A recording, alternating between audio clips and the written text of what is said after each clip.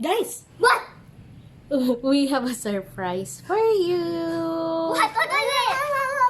What? I love surprises. You now have 100 plus YouTube subscribers and 100 plus Facebook followers.